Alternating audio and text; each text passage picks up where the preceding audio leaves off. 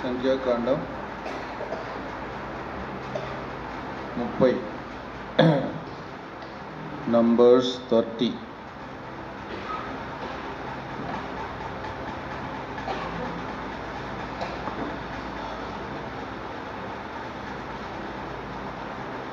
సంఖ్యాకాండం 30. మోషే ఇశ్రాయేలీయుల యొక్క గోత్రాధిపతులతో ఇట్లా నేను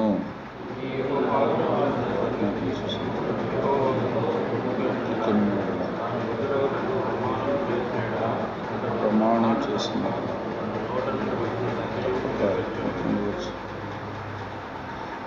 మరియు ఒక స్త్రీ బాల్యమున తన తండ్రి ఇంట ఉండగా యెహోవాకు మొక్కుకొని బద్ధురాలైన ఎడల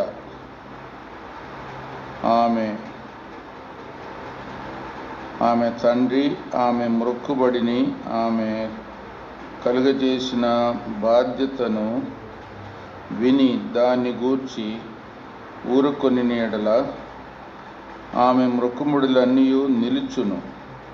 ఆమె తాను బద్ధురాలగుటకు పెట్టుకొనిన ఒట్టు నిలుచును. ఆమె తండ్రి వినిన దినమున ఆక్షేపణ చేసిన ఎడల ఆమె మొక్కుబడులలో ఏదియు ఆమె తన మీద పెట్టుకొనిన బాధ్యతలో ఏదియు నిలవకపోవును. ఆమె తండ్రి దానికి ఆక్షేపణ చేసిన గనుక యెహోవా ఆమెను క్షమించును.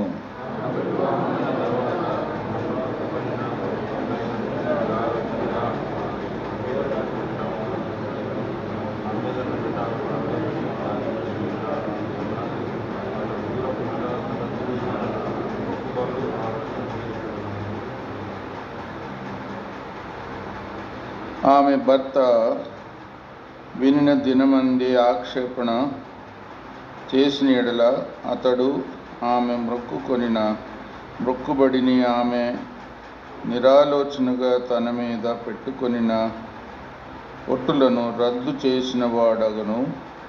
యెహోవా ఆమెను క్షమించును.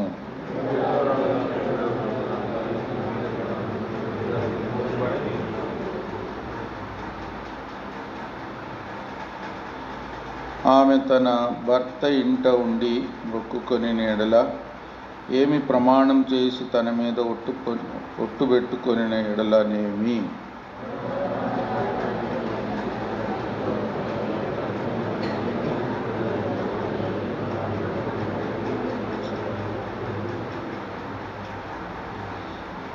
ఆమె భర్త వినిన దినమందే వాటిని బొత్తిగా రద్దు చేసిన ఎడల ఆమె మొక్కుబడులను గూర్చియు ఆమె మీద ఒట్టును గూర్చియు ఆమె పలికినదేదియు నిలవకపోవును. ఆమె భర్త వాటిని రద్దు చేసిన గనక యెహోవా ఆమెను క్షమించును.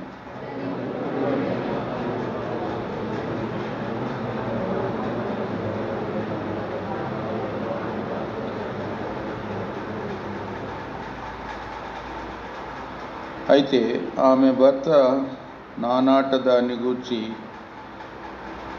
ఊరుకొనుచు వచ్చిన ఎడల వాడు ఆమె మీదనున్న ఆమె మొక్కుబడులన్నిటినీ ఆమె ఒట్టులన్నిటినీ స్థిరపరిచిన వాడగును. అతడు వినిన దినమున దాన్ని గూర్చి ఊరుకుండుట వలన వాటిని స్థిరపరచెను.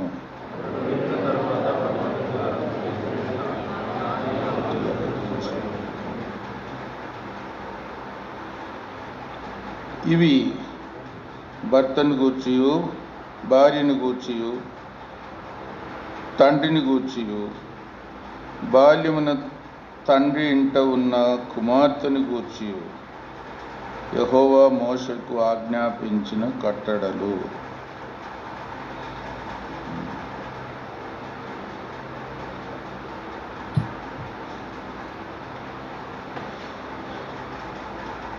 దేవుని కొరకు మొక్కుకోవడం, ఏదైనా ప్రతిష్ఠ చేసుకోవడం, దేవునికి ఒక మాట ఇచ్చారు అంటే దాన్ని తప్పకుండా నెరవేర్చాలి.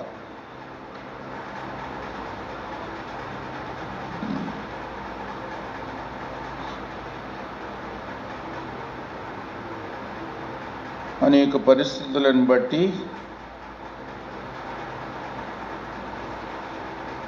ఒకవేళ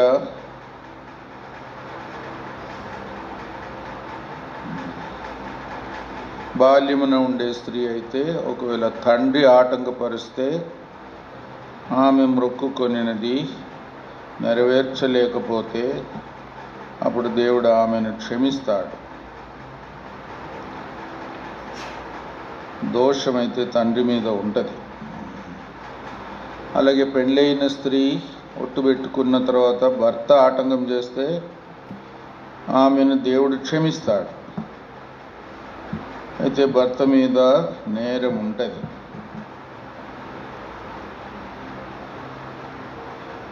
పెళ్ళి కానీ సహోదరి కానీ విధవరాలు కానీ ఒట్టు పెట్టుకుంటే మాత్రం వారు దాన్ని నెరవేర్చాలి.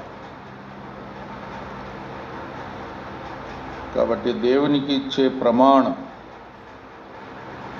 ఏదైనా ఎవరైనా ఖచ్చితంగా నెరవేర్చాలి. ఒక విధంగా మనం దేవుని సన్నిధిలో పలికే మాటలు కూడా దాన్ని బట్టి చూస్తే ఎంత జాగ్రత్తగా ఉండాలి.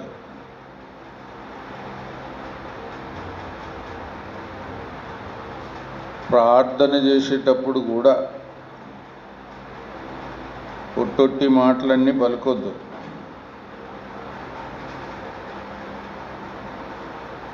దేవుని సన్నిధిలో పలికే మాటలు ఏదైనా జాగ్రత్త, ఖచ్చితంగా, సత్యముగా నెరవేర్చేటట్టు ఇంకా ప్రమాణం చేయాలంటే అది ఇంకా జాగ్రత్తగా ఉండాలి. లేకపోతే అది పాపం అవుతుంది.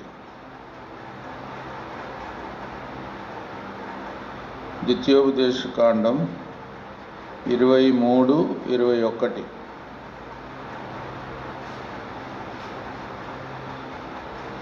నీవు నీ దేవుడైన యెహోవాకు మొక్కుకొనిన తరువాత ఆ మొక్కుబడిని చెల్లించుటకు తడవు చేయకూడదు. దేవుడైన యెహోవా తప్పక నీ వలన దాన్ని రాబట్టుకొనును. అది నీకు పాపమగును.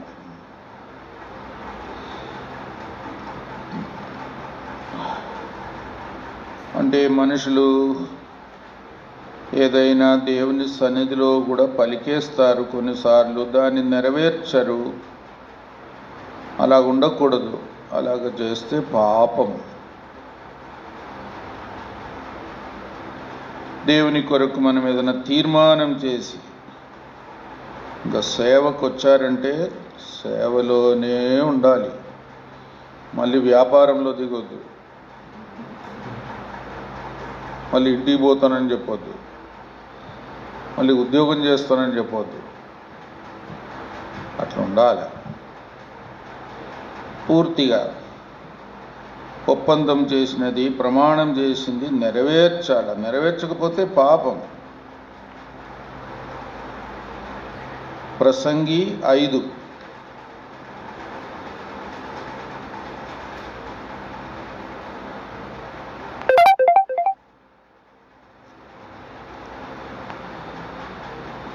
ప్రసంగి 5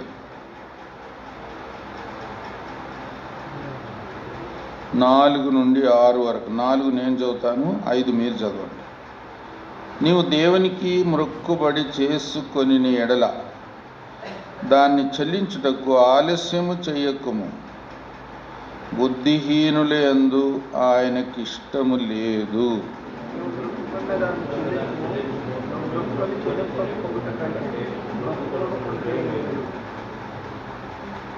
నీ దేహమును శిక్షకు లోపర్చినంత పని నీ నోటి వలన జరగనీయకుము. అది పొరపాటు చేత జరిగినని దూత ఎదుట చెప్పకము. నీ మాటల వలన దేవునికి కోపం పుట్టించి నువ్వేలా నీ కష్టమును వ్యర్థపరుచుకొనెదవు.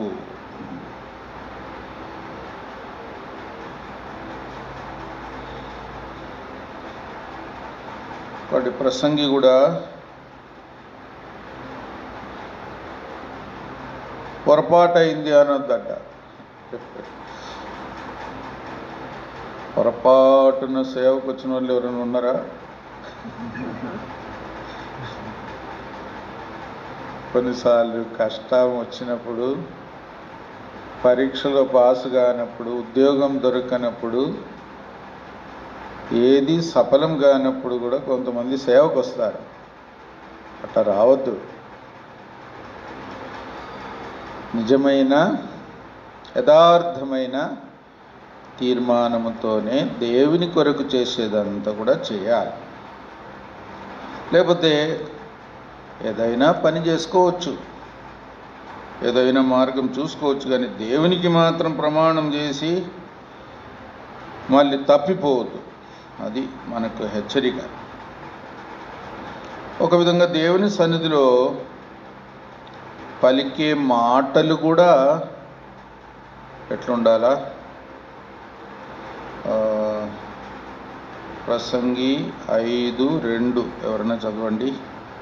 ప్రసంగి 5:2. నీవు దేవుని సన్నిధిని అనాలోచనగా పలుకుటకు నీ హృదయమును త్వరపడనీయక నీకు నోటిని కాచుకోము. ఆ దేవుడు ఆకాశమందున్నాడు, నువ్వు భూమి మీద ఉన్నావు. కావున నీ మాటలు కొద్దిగా ఉండవలను. కాబట్టి అది కూడా ఒక హెచ్చరిక. కొద్దిగా ఉండవాలని, యథార్థంగా ఉండవాలని. కొంతమంది ప్రార్థనలు పొడిగిస్తూ ఉంటారు. అంతేకాదు ప్రభువా, ఇంకా ఉంది ప్రభువా, ఆలోచిస్తూ ఉంటారు ఏం ప్రార్థన చేయాలనో. అట్లా చేయకూడదు. దేవుడు ఏది భారం ఇస్తాడో, ఎవరి గురించి భారం ఇస్తాడో వారి కొరకు మనం చేయాలి. దీర్ఘ ప్రార్థన. ఎవరు ఎక్కువ దీర్ఘ ప్రార్థన చేసేవారు? పరిసయ్యులు, శాస్త్రులు కూడా దీర్ఘ ప్రార్థన చేసేవారు. ప్రభు దాన్ని మెచ్చుకోలేదు. ఇంకా సంఘముగా అందరు కలిసి ఉన్నప్పుడు మాత్రం ఇంకా జాగ్రత్తగా ఉండాలి. ఒకవేళ ఒంటరిగా కొద్దిసేపు ఎక్కువ చేసుకున్నా సమయం ఉంటే మంచిదే. కానీ ప్రార్థన అనేది అంశం ఏదైనా కొద్ది మాటల్లో చేయాలి. మన మాటలు దేవుడు గమనిస్తున్నాడు. మన మాటలకు దేవుడు విలువ ఇస్తున్నాడు. మన మాటలకు దేవుడు మనలను బాధ్యులుగా చేస్తున్నాడు. జాగ్రత్త.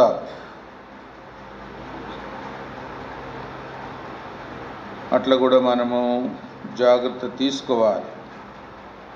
వ్యర్థముగా పలుకు ప్రతి మాటకు దేవుడు విమర్శ దినమున లెక్క అడుగుతాడు. మత్తయి సువార్త 12. మత్తయి సువార్త 12, 36.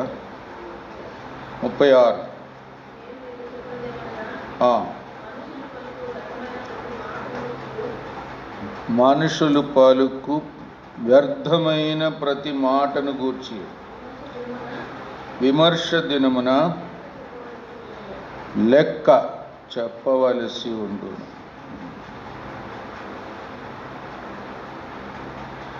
నీ మాటలను బట్టి నీతిమంతుడవని తీర్పు పొందుదువు, నీ మాటలను బట్టియే అపరాధివని తీర్పునందు.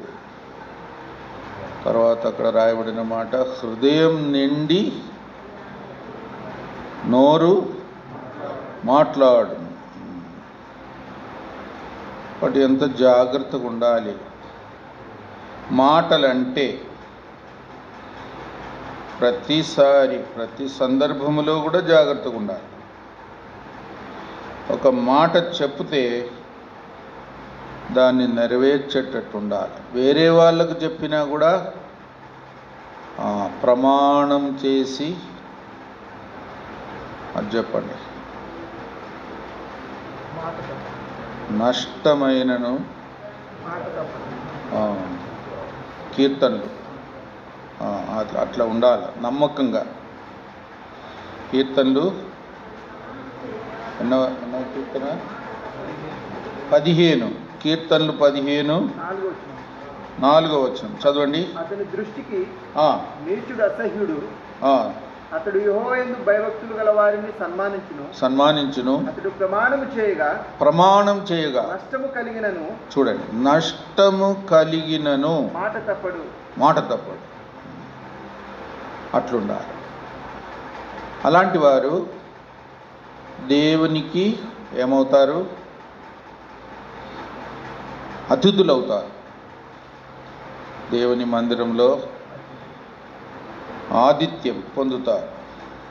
అంటే దేవుడు స్వీకరిస్తాడు, దేవుడు గౌరవిస్తాడు. కాబట్టి మనం దేవుని సన్నిధికి వచ్చాం, దేవుని ఇంటిలో ప్రార్థన చేస్తున్నాం. మన మాటల విషయము ఊరికేనే అర్థం లేకుండా మాట్లాడకూడదు, అజాగ్రత్తగా మాట్లాడకూడదు, విస్తరించి మాట్లాడకూడదు. ప్రమాణం ఏదన్నా చేస్తే దాన్ని తప్పకుండా నెరవేర్చాలి.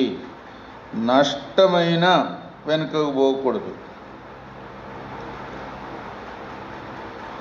అందుకే మన నోరు నుండి వచ్చే మాట దేవుడు ఎంతో విలువ ఇస్తున్నాడు, ప్రాముఖ్యత ఇస్తున్నాడు. మనం చేసే ప్రమాణాలను కూడా దేవుడు గౌరవిస్తాడు. దాన్ని నెరవేర్చాలి.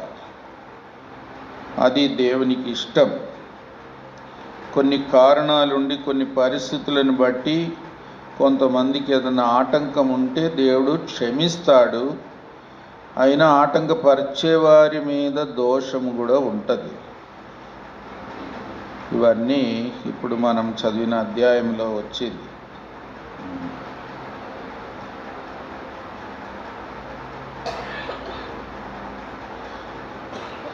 దేవుణ్ణి అడగడానికి మనకు ఒక ఆధిక్యత. ప్రార్థన అంటే అది కూడా తండ్రిని, పరలోకపు తండ్రిని అడగడానికి మనకు దొరికిన ఆధిక్యత ప్రార్థన అంటే. అది కూడా మనం ఎంతో గౌరవంతో, యథార్థతతో, విశ్వాసముతో, మరి ఎంతో దీనులుగా ప్రభు నామమును బట్టి ప్రభు యొద్ద నుండి శ్రేష్టమైనది పొందడానికి సద్వినియోగం చేసుకోవాలి. ఇహలోకపు తండ్రులే ఏమిస్తారు? మంచి ఇవులు ఇస్తారు. పరలోకపు తండ్రి ఇంకెంత. పరలోకపు తండ్రి అడుగుచున్న దేవుని బిడ్డలుగా మనం అడిగి శ్రేష్టమైనది పొందడమే ప్రార్థన, అభ్యాసం. అది మనము సద్వినియోగం చేసుకోవాలి. సంఘముగా ప్రార్థించేది కూడా ఒక విధంగా ఒక గొప్ప అవకాశం, ఆధిక్యత. ఇద్దరు ఏకీభవించి అడిగినా దేవుడు ఇస్తానన్నాడు. ఇంకా సంఘములో కూడా దేవుడు, సంఘ ప్రార్థన కూడా దేవుడు గొప్పగా ప్రతిఫలం ఇచ్చే సందర్భం. అందుకే మనం కలిసి వచ్చినప్పుడు అది గొప్ప ధన్యతగా ఎంచాలి. గౌరవంగా, జాగ్రత్తగా సందర్భాన్ని సద్వినియోగం చేసుకోవాలి. దేవుని నామం మహిమపరచుకోవడానికి సంఘము ద్వారా దేవుడు ప్రార్థనకు గొప్ప జవాబిస్తాడు. ఆ మాట చదవండి, ఎఫెసీ 3:20.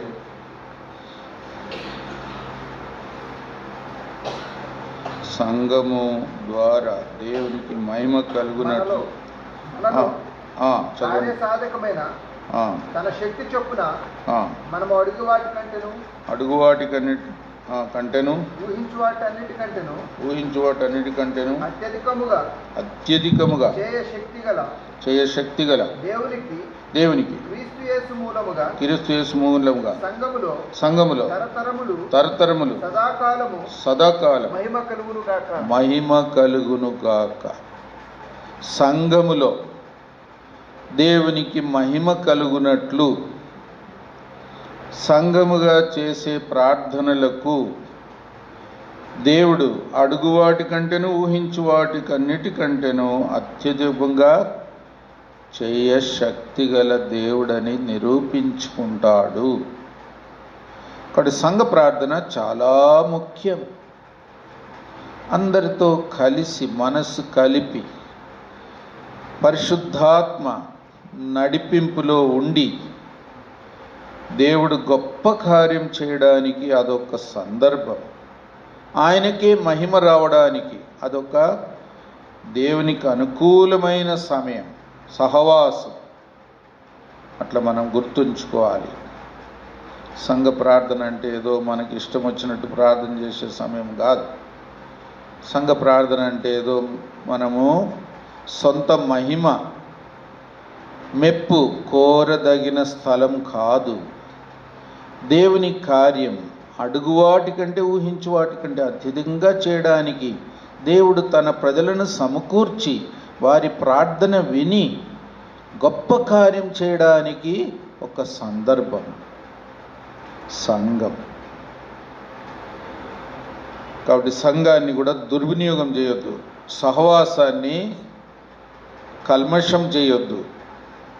సంఘముగా కూడి వచ్చేది ఏదో మన స్వార్థం కొరకు కాదు, మన మెప్పు కొరకు కాదు.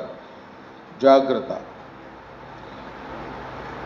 అనేకులు దేవుని కొరకు ఎన్నో రకాలైన ప్రమాణములు చేసి వారి పక్షంగా దేవుడు ఆ ప్రమాణములు నెరవేర్చడానికి వారు కూడా ఆశ కలిగి పట్టుదల కలిగి ప్రయాసపడి ధన్యులైనారు. వారి ప్రమాణాన్ని కూడా దేవుడు అంగీకరించాడు అనేది అనేక సందర్భాల్లో మనం చూడవచ్చు.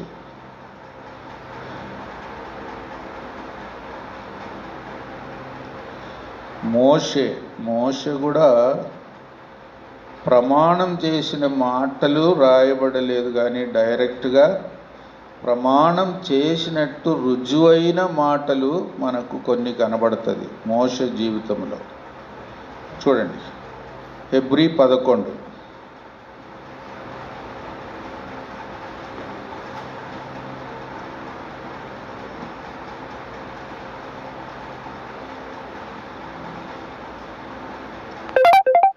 హెబ్రీ 11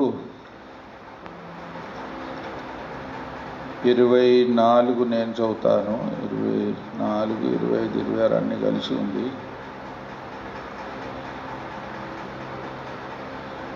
24, 25, 26 కలిసి ఉంది. నేను అది చదువుతాను. తర్వాత 27 మీరు చదవండి. మోషే పెద్దవాడైనప్పుడు విశ్వాసమును బట్టి ఐగుప్తు ధనము కంటే క్రీస్తు విషయమైన నింద గొప్ప భాగ్యమని ఎంచుకొని అల్పకాల పాపభోగం అనుభవించుట కంటే దేవుని ప్రజలతో శ్రమ అనుభవించుట మేలని యోచించి ఫరో కుమార్తె యొక్క కుమారుడని అనిపించుకొనుటకు ఒప్పుకొనలేదు. ఏలనగా అతడు ప్రతిఫలముగా కలగబో బహుమానమునందు దృష్టి ఉంచెను.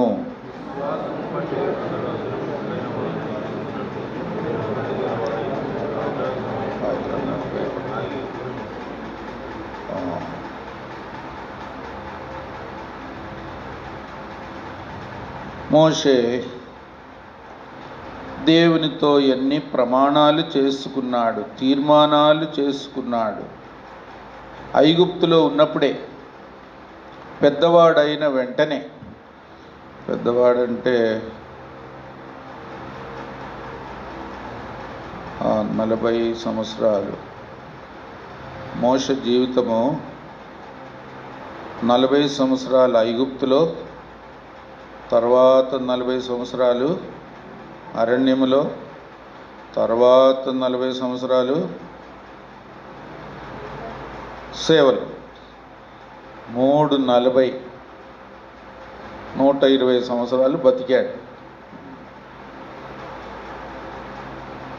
అంటే పెద్దవాడైనప్పుడు ఏం తీర్మానం చేశాడు, దేవునికి ఏం మాట ఇచ్చాడు? నేను ఫరో కుమార్తె యొక్క కుమారునిగా ఉండను. ఒక విధంగా అదొక గొప్ప తీర్మానం.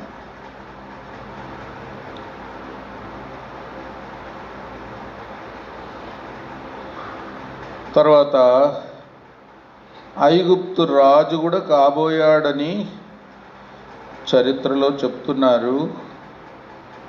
ఒకసారి ఫరో కుమార్తె కూడా ఫరో కిరీటం కూడా తీసి మోషే తల మీద కూడా పెట్టిందంట. వాళ్ళ నాయనకు కూడా చెప్పి పెట్టిందంట, నీ తర్వాత నా కొడుకును రాజు చెయ్యాలా. కొడుకు గాడు కానీ ఫరో కూడా సరే అన్నాడంట.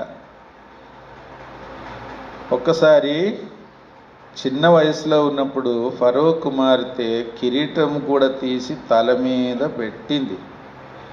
పొరపాటున చిన్న వయసు అయినందున తెలుసో తెలియక దాన్ని కింద బారేశాడు కిరీటం. అప్పుడు రాజుకు కోపం కూడా వచ్చిందంట. పెద్దోడైనాక తెలిసి పారేశాడు. చిన్నప్పుడు ఒకవేళ తెలియక పారేశాడేమో కానీ అది గొప్ప తీర్మానం. ఇంకేం తీర్మానం చేశాడు? నేను దేవుని ప్రజలతో ఐక్యపరచబడతాను, వారితోనే నాకు సహవాసం, వారితో నేను ఏం పొందుతాను? శ్రమ పొందుతాను అని తీర్మానం చేసుకున్నాడు. దేవునికి మాట ఇచ్చాడు, నేను ఐగుప్తీయులతో సుఖపడేదానికంటే, ఐగుప్తు ధనము కంటే, ఐగుప్తు ఘనము కంటే, ఐగుప్తు అధికారం కంటే దేవుని ప్రజలతో కలిసిపోయి వారితో శ్రమ పడతాను, వారి శ్రమల్లో పాలివాడనవుతాను అని తీర్మానం చేసుకున్నాడు. ఒక విధంగా అందుకే మోషే ఎన్ని శ్రమలు వచ్చినా కూడా ఓర్పుతో ఉండినట్టు చూస్తాం. ఎందుకంటే దేవునికి మాట ఇచ్చాడు కదా. ఇంకో మాట కూడా అద్భుతమైన మాట వచ్చింది. ఆ మాట ఎట్లా వచ్చిందో, క్రీస్తు విషయమైన నింద గొప్ప భాగ్యం. అందరు చెప్పండి, క్రీస్తు విషయమైన నింద గొప్ప భాగ్యం అని ఎంచాడు. అప్పుడు క్రీస్తుని గురించి అంతగా ఎట్లా తెలిసిందో కదా.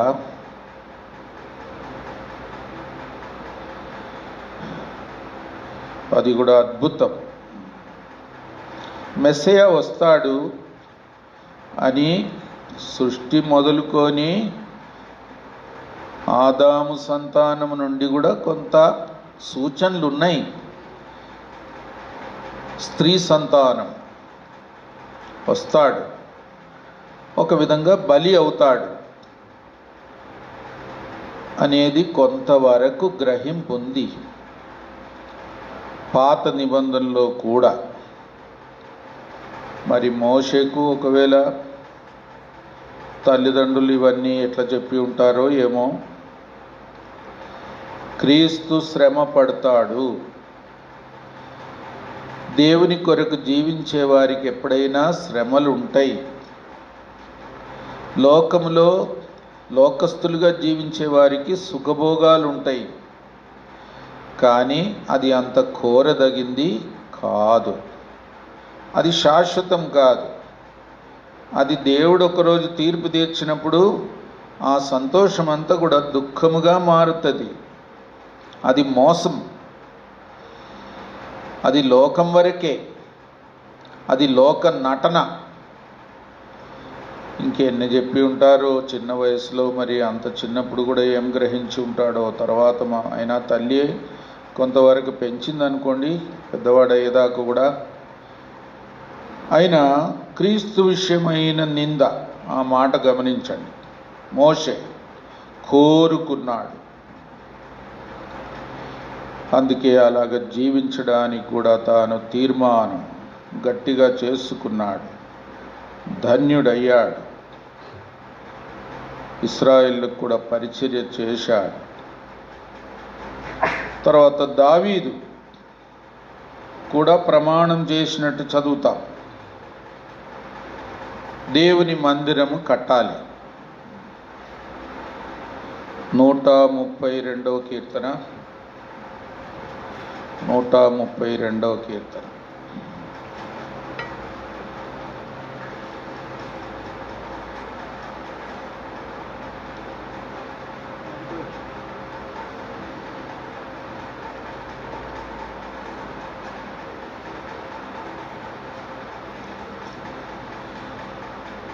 నూట 32 3, 4, 5 కలిసి ఉంది. యాకోబు యొక్క బలిష్ఠునికి మ్రొక్కుబడి చేసేను. ఎట్టనగా యెహోవాకు నేను ఒక స్థలం చూచు వరకు, యాకోబు యొక్క బలిష్ఠునికి ఒక నివాస స్థలం నేను చూచు వరకు నా వాసస్థానమైన గుడారంలో నేను ప్రవేశింపను. నేను పరుండు మంచం మీదికెక్కను. నా కన్నులకు నిద్ర రానియను. నా కన్ను రెప్పలకు కునికిపాటు రానియనెను. చూడండి, దావీదు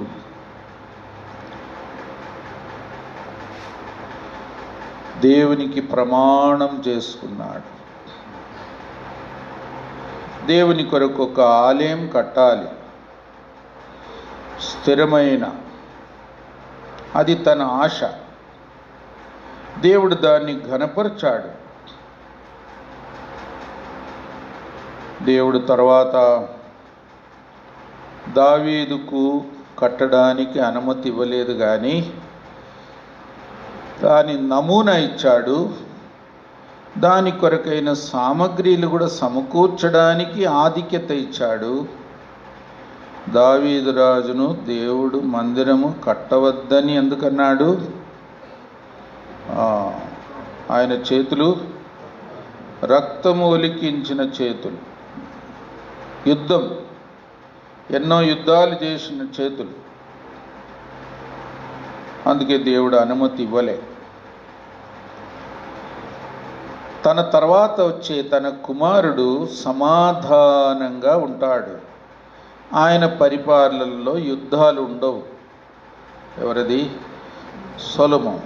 సొలొమోన్ అంటేనే సమాధానం. కొంతమంది ఎక్కడికి పోయినా ఒక కొట్లాట అవుతుంది.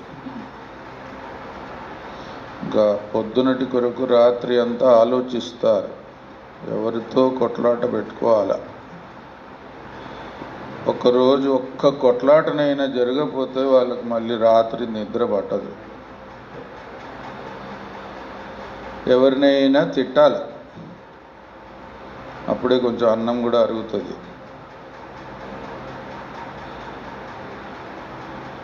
దేవుడు సమాధానం కరమైన పరిపాలన చేసిన సొలొమోన్నే ఏర్పరచుకున్నాడు మందిరం కట్టడానికి. ఒక విధంగా అది మనకు కూడా ఒక హెచ్చరిక. సమాధానంగా ఉండాలి, ఐక్యతగా ఉండాలి. విరోధ భావాలు ఉండకూడదు. చేదైన వేరు కూడా మనలో మొలవకూడదు. ఎవరి మీద నేరం మోపకూడదు. ఫిర్యాదు చేయకూడదు. కొండెములు మాట్లాడకూడదు.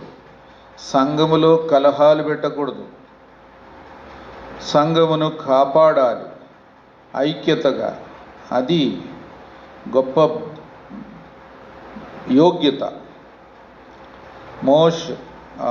దావీదు ఒక విధంగా తనకు ఆశ ఉండినప్పటికీ, ప్రమాణం చేసినప్పటికీ ఆ యోగ్యత అంతగా లేనందుకు దేవుడు సొలొమోన్నే మందిరం కట్టనిచ్చాడు. అలాంటి ఆశతో, వైఖరితో, సమర్పణతో ఉండేవారిని దేవుడు ఆత్మీయ మందిరం కట్టడానికి వాడుకుంటాడు. దేవునికి ఇచ్చే ప్రమాణం, షరతులు కూడా నెరవేర్చాలి. దేవుడు అప్పుడు మనలను వాడుకుంటాడు. ఎంతోమంది దేవునికి ప్రమాణాలు చేశారు. యెషయాతో దేవుడు మాట్లాడినప్పుడు యెషయా ఏమన్నాడు? నేనున్నాను కదా, నన్ను పంపుము అని అంటాడు. చదవండి ఆ మాట. యెషయా గ్రంథం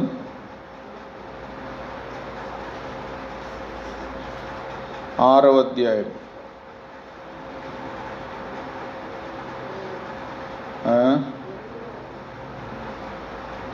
నేనున్నాను. వచనం 8 చదవండి.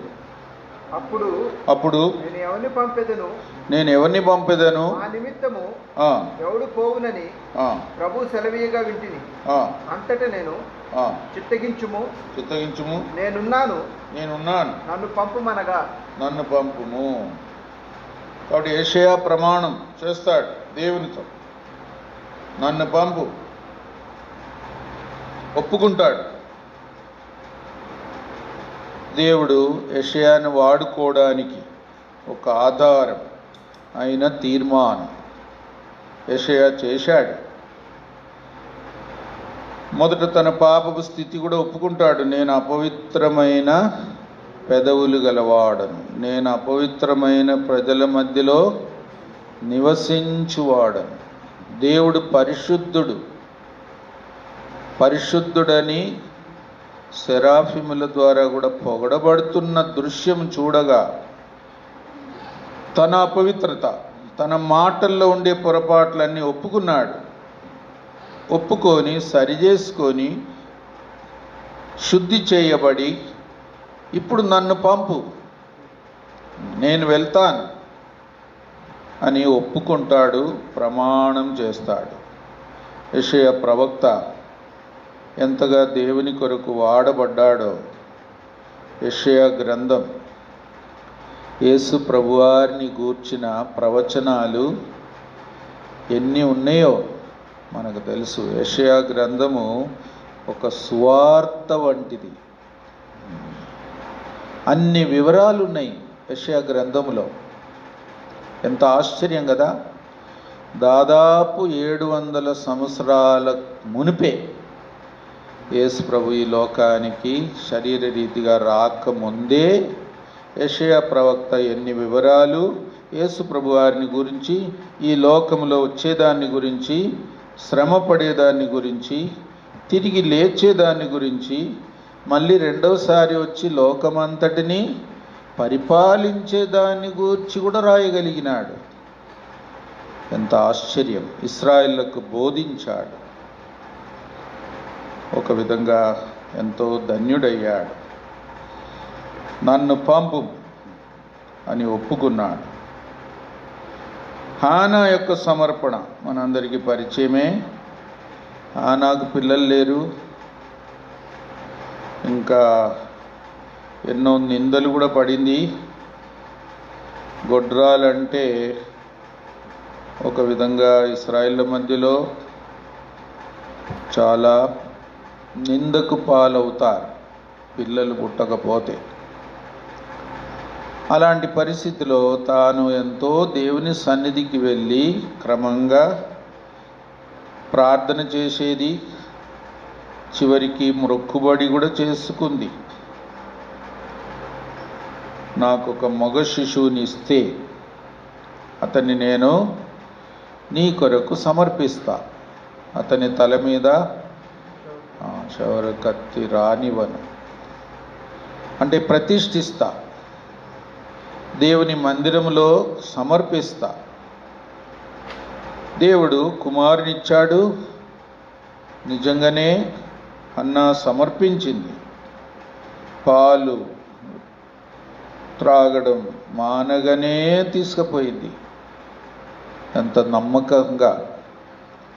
చిన్న బాలుడు పాలు విడిచిన వెంటనే మందిరంలో విడిచిపెట్టబడ్డాడు అంటే ఎన్ని సంవత్సరాలు ఉంటాయో. పాత దినాల్లో 5 సంవత్సరాల వరకు కూడా పాలు తాగేవాళ్ళంట. చెప్తారు పెద్ద మనుషులు. సరే 5 సంవత్సరాలు అనుకుందాం, ఎక్కువైతే 5 సంవత్సరాల అబ్బాయిని మందిరంలో వదిలేసి తల్లిదండ్రులు వెళ్ళిపోతే ఇంక వాడు ఏం చేస్తాడు? అమ్మా నాయన అని ఏడుతాడు. కానీ సమూయేలు ఏం చేశాడు?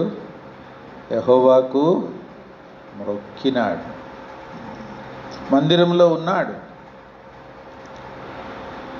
పరిస్థితి బాగా లేకపోయినా దేవుడు తనతో మాట్లాడాడు. తాను కూడా దేవుని కొరకు ఎంత జాగ్రత్తతో, ప్రభువా సెలవిమ్ము, నీ దాసుడు ఆలకించుచున్నాడు, ఆలకించుచుంటనే ఉంటాడు అని ఏలీ చెప్పమంటే అలాగే చెప్పాడు, అలాగే జీవించాడు.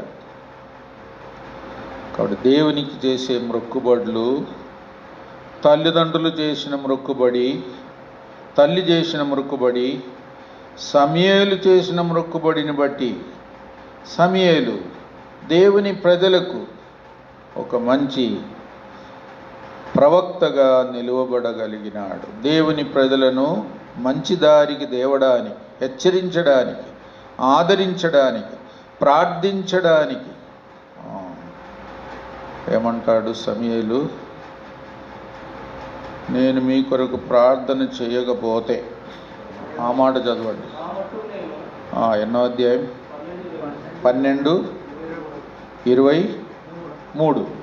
మొదటి సమూయేలు 12:23 చదవండి. నా మట్టుకు నేను మీ నిమిత్తము ప్రార్థన చేయటం మానుట వలన యెహోవాకు విరోధముగా పాపము చేసిన వాడనవుదును, అది నాకు దూరమవునుగాక. ఇంత గొప్ప మాట అన్నాడు. ఇశ్రాయేలుని గురించి ఒక బాధ్యత తన మీద ఉంది. తాను కూడా దాని కొరకే సమర్పించుకున్నాడు. నేను ఎల్లప్పుడూ మీ కొరకు ప్రార్థన చేయడానికి దేవుడు నన్ను అంగీకరించాడు. నేను దాని కొరకు ప్రతిష్ఠించుకున్నాను. ఆ ప్రతిష్ఠ నుండి నేను వెనకకు పోను. నేను ఎల్లప్పుడూ మీ కొరకు ప్రార్థన చేస్తాను. ప్రార్థన మానితే నేను పాపం చేసిన వాడనవుతా అని కూడా ఒప్పుకున్నాడు. ఎంత ధన్యకరమైన జీవితం. ప్రార్థన చేయువారిలో సమూయేలు పేరు కూడా ఉంది.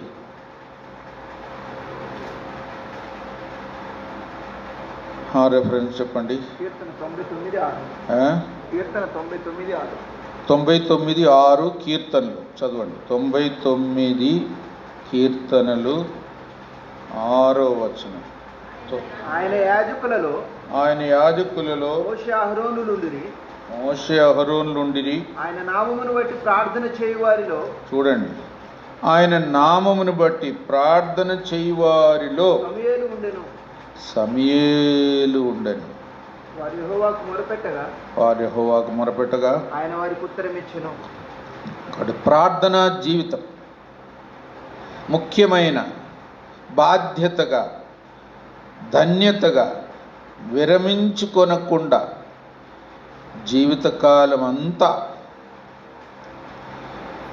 ఇంకా ఒకసారి దేవుడే అంటాడు, నువ్వు ఎంతకాలము సౌలు కొరకు ఏడుస్తావు, నువ్వు ఇంకెంతకాలం ఏడుస్తావు? ఎందుకంటే సౌలును దేవుడు నిరాకరించాడు, తన వైఖరి సరిలేదు.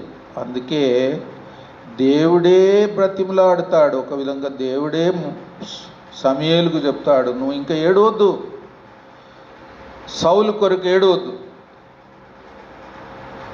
అని దేవుడే ఆపుతాడు. అంతగా ప్రార్థన భారం, అంతగా వేదన, అంతగా సమర్పణ, అంతగా దేవుని కొరకు చేసిన తీర్మానం స్థిరంగా జీవితకాలం అంతా కలిగి జీవించిన ప్రవక్త సమూయేలు.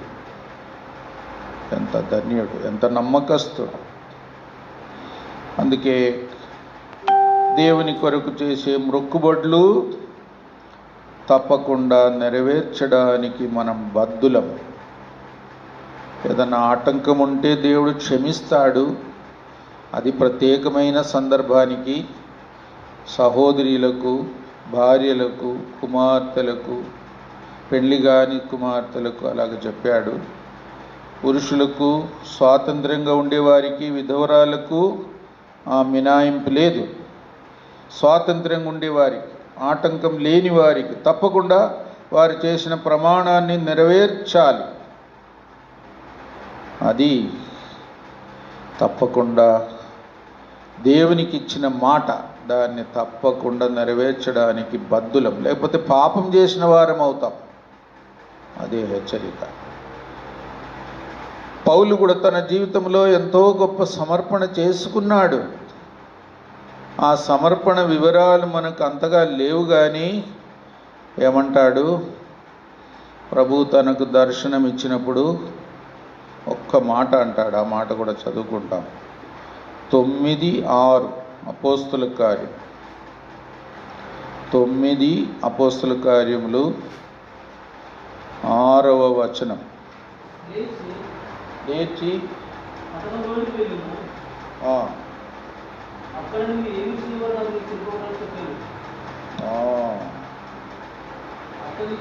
అంతే చాలు. ఏమంటాడు,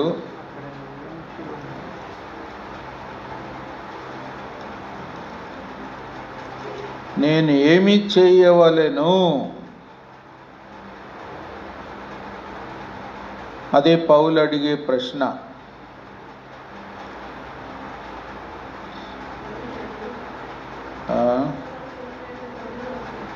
తొమ్మిది అక్కడేముంది, నేను ఏమి చేయవలెను అంటే ఏమైనా మీరు చెప్పినది చేయడానికి నేను సిద్ధము. ఇంకా నా సొంత ఆలోచన ఏముండదు, నా సొంత తీర్మానం ఏముండదు. ఇప్పటి వరకు నా సొంత తీర్మానం ప్రకారం జీవించాను, చాలా పొరపాటు చేశాను. ఇప్పటి నుండి నా తీర్మానం ప్రకారం నేను జీవించను. మీరేది చెయ్యమంటే అదే చేస్తాను. అడుగడుగున పౌలుతో దేవుడు ఆజ్ఞాపించి, నేర్పించి, ఇంకా అరేబియా ప్రాంతానికి కూడా వెళ్ళినట్టు చెప్తాడు. ఎక్కడెక్కడ ప్రార్థన, దమాస్కులో కొంతకాలం గడిపాడు. దేవుడు ఆయనకు కొన్ని విషయాలు నేరుగా చెప్పాడు. అవన్నీ పొందడానికి ఒక విధంగా ఈ సమర్పణనే తను సిద్ధపరిచింది. నన్నేం చేయమంటావు, ఎలాగు జీవించమంటావు? నాకేం నేర్పుతావు? నేను ఎలాగూ సేవ చేయాలి? మీరు ఏది చెప్తే అదే చేస్తాను. ఇక ముందు నా సొంత తీర్మానం ఏం చెయ్యను. ఒక విధంగా భగత్ సింగ్ గారికి కూడా దేవుడు అదే చెప్పాడు కదా, సొంత తీర్మానం ఏది చెయ్యకూడదు. ఎవరన్నా ఎక్కడికన్నా రమ్మని పిలిచినా కూడా ఏం చేయాలా? ప్రార్థన చేయాల, దేవుణ్ణి అడగాల, పోవచ్చా లేదా. దేవుడు సరే అంటే పోవాలి, లేకపోతే పోవద్దు. అట్లా షరతు పెట్టాడు. ఒకసారి ఎప్పుడో అమెరికాకు పోయినప్పుడు వైట్ హౌస్లో ప్రార్థన తీసుకోవాలని పిలిచారు. అప్పుడు వైట్ హౌస్ నుండి ఫోన్ వచ్చింది, బ్రదర్ మరి రేపో ఎప్పుడో వారి ప్రార్థన నడిపించాలంట, మరి మీరేమంటారు అని అడిగారు. అడిగితే నేను ప్రార్థన చేసి చెప్తాను అన్నాడు. వాళ్ళు బిత్తరపోయారు. ఎందుకంటే వైట్ హౌస్ నుండి ఎప్పుడన్నా పిలుపు వస్తే ఎవరు కూడా దాన్ని కాదనరు, రాను అని చెప్పరు, కనీసం ప్రార్థన చేసి చెప్తానని కూడా చెప్పరు, వెంటనే ఒప్పుకుంటారు. ఈ దైవజనుడు నేను ప్రార్థన చేసి చెప్తాను అంటే వాళ్ళు బిత్తరపోయారు. రేపు చెప్తాను. మళ్ళీ రేపు ఫోన్ వచ్చింది, వైట్ హౌస్ నుండి ఫోన్ వచ్చింది బ్రదర్ అంటే అన్నాడు, దేవుడు అనుమతి ఇవ్వలేదు. అప్పుడు వాళ్ళు మళ్ళీ చెప్పారు, ఇది వైట్ హౌస్ నుండి ఫోను. అప్పుడు ఏమన్నాడు, అది వైట్ హౌస్ కానీ బ్లాక్ హౌస్ కానీ నేను రావట్లేదు అన్నాడు. ఆయన మాటలు గంభీరంగా ఉంటుంది. ఒక విధంగా అందుకే దేవుడు తనకిచ్చిన లేదా తాను దేవునికి చేసిన ప్రమాణం, నేనెక్కడికి పోను, మీరు ఆజ్ఞ ఇస్తే తప్ప, అనుమతి ఇస్తే తప్ప. ఎవరైనా పిలిచినా కూడా దేవుడే అన్నాడు, నన్ను అడిగిపోవాలి. అట్లనే జీవించాడు. దేవునితో చేసే ప్రమాణం చాలా ముఖ్యం. అది పాటించడమే మనకు గొప్ప ధన్యత. అలాగ జీవించుదుముగాక. అలాగ జీవించి నిజమైన దేవుని సమ్మతం, ఆశీర్వాదం పొంది దేవునికి ఇచ్చిన మాట, దేవుని సన్నిధిలో పలికే మాటలు కూడా జాగ్రత్తగా ఉండాలి. ఒట్టొట్టి మాటలన్నీ పలుకోవద్దు, అర్థం లేని మాటలు పలుకోవద్దు, హృదయంలో లేని మాటలు పలుకోవద్దు. జాగ్రత్త, కొద్ది మాటలే పలకాల. దేవుడు పరలోకమందున్నాడు, మనం భూమి మీద ఉన్నాం. ఆయన సర్వాధికారి అయిన దేవుడు, మనం అల్పులమైన మనుషులం. జాగ్రత్తగా ఉండాలి. ప్రార్థన కానీ, ఆరాధన కానీ, దేవుని కొరకు చేసే తీర్మానం కానీ ఎంతో జాగ్రత్త, భయభక్తులతో, పట్టుదలతో నెరవేర్చి ధన్యులు కావాలి. ఇప్పుడు మనం ప్రార్థనకి వెళ్తాం. ఒక సహోదరుడు మొదలు పెట్టండి.